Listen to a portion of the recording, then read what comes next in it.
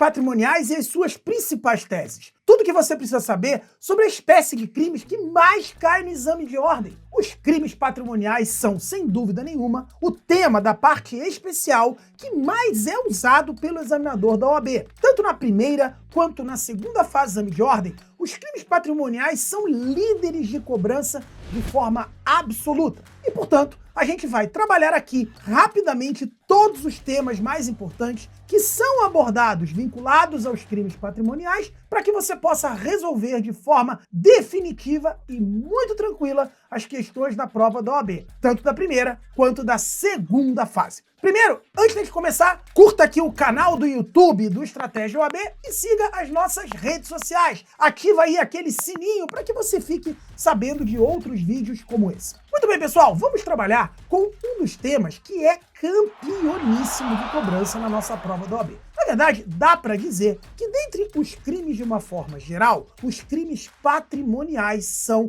os campeões de cobrança na nossa prova. Sim, a gente pode falar que crimes patrimoniais vêm sempre aparecendo tanto na primeira quanto na segunda fase da OAB. Eu gosto de dizer que é tipo arroz de festa. Esse termo é antigo, mas é verdade, toda hora aparece alguma coisa sobre crime patrimonial. Primeiro, para a gente organizar isso, a gente tem que saber quais são os crimes patrimoniais mais cobrados. Vamos fazer uma pequena lista desses crimes. Então, a OAB tem predileção pelos chamados crimes patrimoniais não violentos. Quais são eles? Bom, os campeões são o furto, artigo 155 do Código Penal. Depois, o dano, do artigo 163 do Código Penal. Terceiro, o estelionato, do artigo 171 do nosso Código Penal. Esses são os campeoníssimos de cobrança. Depois, temos alguns crimes chamados patrimoniais violentos.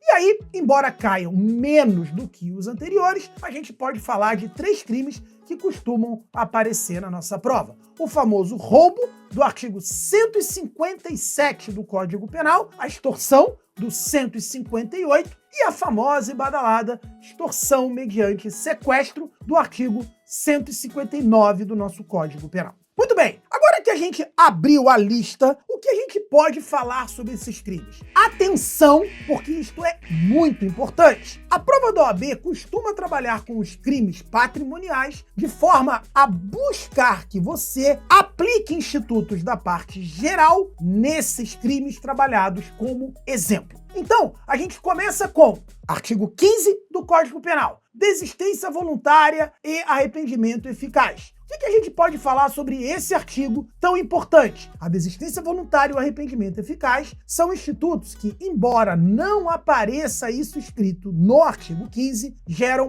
atipicidade do fato. Ou seja, quando o sujeito desiste de prosseguir na execução de uma conduta que está em andamento, isso funciona muito bem no furto, quando ele está ali atuando para praticar uma subtração e de repente larga tudo de mão e vai embora. Ok? Aqui você terá atipicidade do fato. Atenção, a consequência para a desistência voluntária, para você trabalhar na sua prova do artigo 15 do Código Penal, é a atipicidade do fato. Vejam, a mesma consequência se aplica ao Instituto do Arrependimento Eficaz, que também está ali dentro do artigo 15. O problema é que o arrependimento eficaz é um instituto que já tem um pouquinho de dificuldade em ser aplicado, por exemplo, no furto, já que ele pressupõe que você realize uma conduta por inteiro e depois atue de forma eficaz para impedir a consumação. É mais comum a gente ver arrependimento eficaz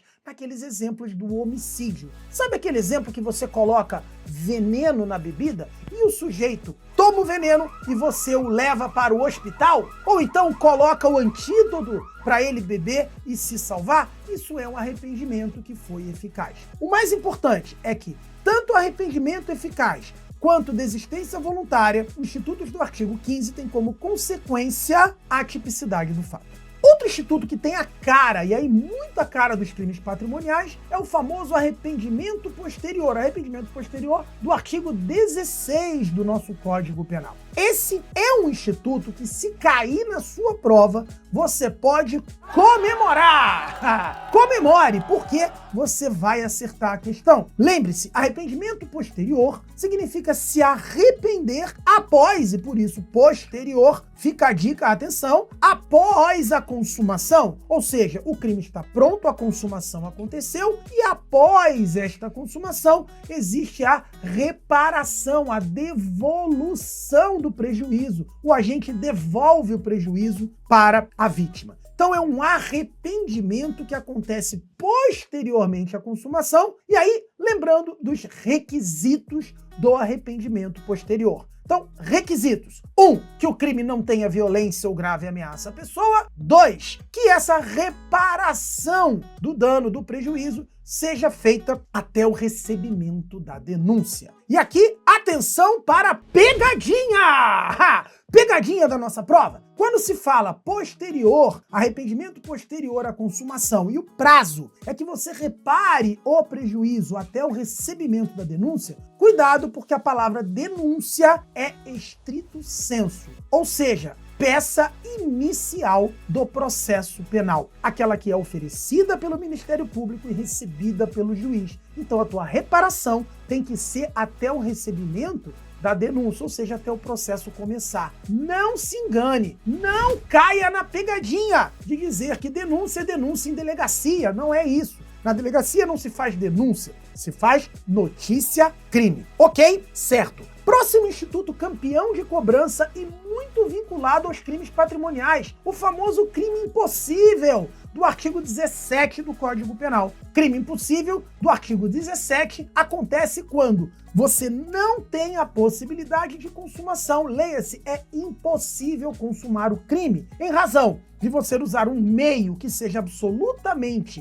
ineficaz ou atingir um objeto que seja totalmente, absolutamente impróprio de sofrer o resultado. É o famoso matar o morto, tipo matar um vampiro. Ou então, nos crimes patrimoniais, subtrair um bem de um imóvel que esteja vazio. Caiu na prova da OAB. Atenção, questão da prova da OAB. Segunda fase de direito penal. O indivíduo querendo subtrair grana do cofre de um banco vai lá tentar arrombar o cofre com um martelinho e uma chave de fenda. Não vai conseguir. É impossível abrir, e a questão dizia, abrir um cofre bancário com um martelo e uma chave de fenda. Então aí você está diante de um crime impossível de furto. É impossível consumar o furto se você não tem nenhuma forma de derrubar aquela barreira que é o cofre usando os instrumentos que você está usando. Então, atipicidade do fato, consequência do crime impossível, anota aí, fato atípico. Ok? Perfeito. Agora, quando se fala de crime de furto, às vezes o problema, e aí o furto é o campeoníssimo de cobrança na nossa prova, está relacionado com o próprio tipo penal. Caiu recentemente,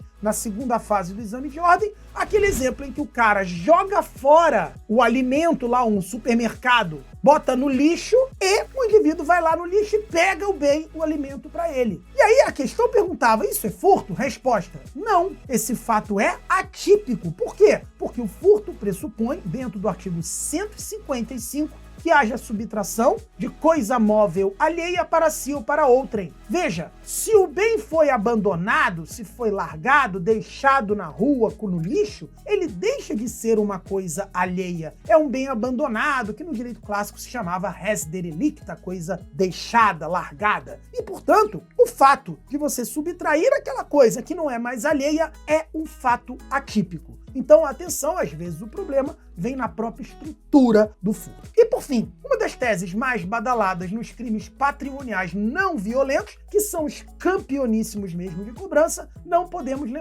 deixar de lembrar da escusa absolutória. Tá lembrado qual é a escusa absolutória? Escusa absolutória é aquela hipótese do artigo 181 do Código Penal, quando a subtração patrimonial se dá contra ascendente, descendente e cônjuge na constância do relacionamento. Veja, escusa absolutória é causa pessoal de isenção de pena e para a OAB pode ter como consequência excluir a culpabilidade do agente e, portanto, afastar o crime, isentando de pena. O rol de características necessárias para que essa escusa seja aplicada está no artigo 181 do Código Penal. Praticar o crime patrimonial não violento contra ascendente, descendente ou cônjuge na constância do matrimônio. Pegadinhas aqui, atenção, pegadinha do malandro! Agora a gente vai ter lembrar que escusa absolutória só se aplica para crime patrimonial não violento. 2, segunda dica, a escusa absolutória, ela é aplicável para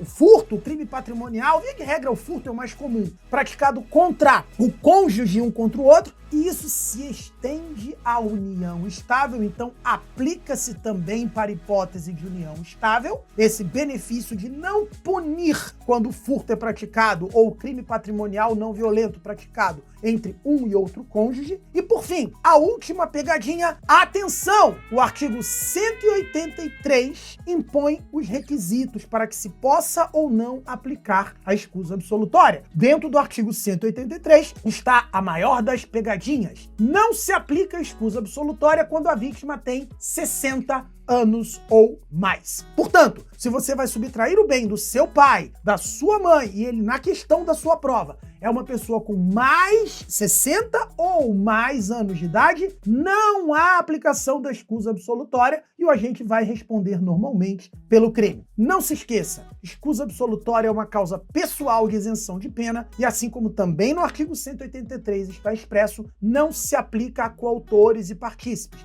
Vale só para aquele sujeito que tem as características exigidas pelo Instituto da Escusa Absolutória. Muito bem, pessoal, principais teses de direito penal para crimes patrimoniais. Crime patrimonial, principalmente não violento, é o campeoníssimo, disparado é o campeão de cobrança quando se usa o crime em espécie para trabalhar um caso concreto na nossa prova da OAB.